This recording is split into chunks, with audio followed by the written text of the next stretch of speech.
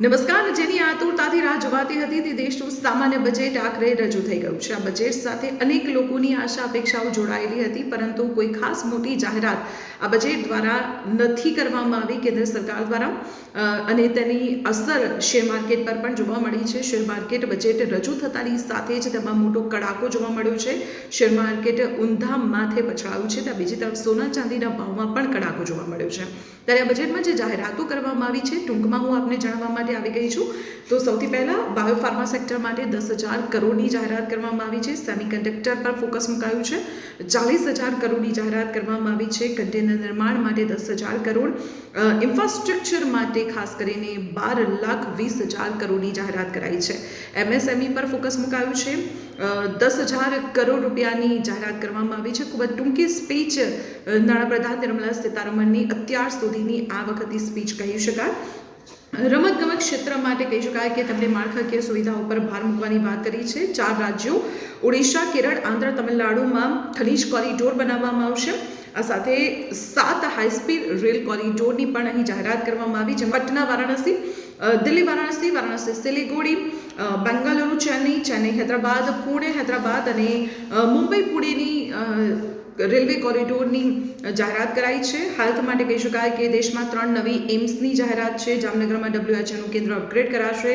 3 નવી આયુર્વેદિક યુનિવર્સિટી સ્થાપવાની જાહેરાત કરવામાં આવી છે. પર્યટન ક્ષેત્રમાં પણ ખાસ ફોકસ મૂકવામાં આવ્યું છે. નેશનલ ઇન્સ્ટિટ્યૂટ ઓફ હોસ્પિટાલિટી શરૂ કરાશે અને આ સાથે 20 પ્રવાસન સ્થળો પર 10,000 તાલીમબદ્ધ ગાઈડ નિયુક્ત કરવામાં આવશે. તેને તાલીમ આપવાની પણ ખાસ સુવિધા ઊભી કરાશે. હિમાચલ પ્રદેશ, ઉત્તરાખંડ, જમ્મુ કાશ્મીરમાં માઉન્ટેન ટ્રેલ, આંધ્ર, તમિલનાડુમાં બર્ડ વોચિંગ ટ્રેલ શરૂ કરવામાં આવશે.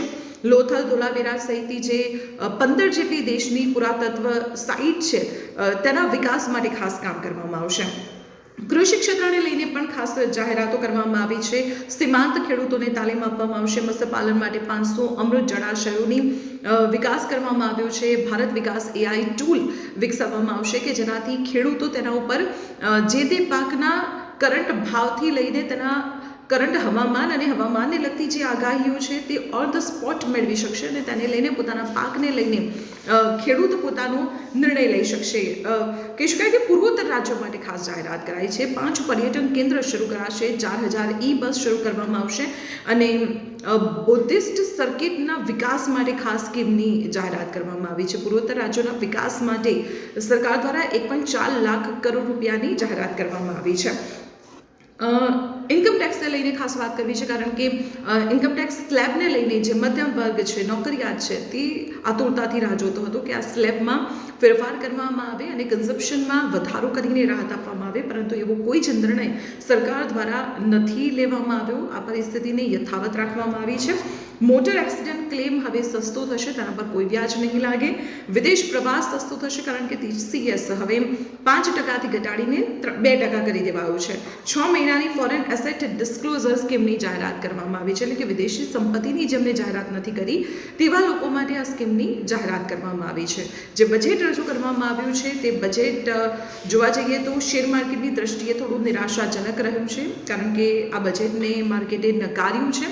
ત્યાં બીજી તરફ કહી શકાય કે સામાન્ય જનતા માટે કોઈ મોટી જાહેરાત પણ આ બજેટમાં નથી જોવા મળી રહી. તો આ બજેટને લઈને આપની શું અપેક્ષાઓ હતી અને આપની અપેક્ષા કેટલી પૂરી થઈ છે, કમેન્ટમાં ખાસ જણાવજો. અને આવી જ અપડેટ માટે જોતા રહો સંદેશ ડિજિટલ.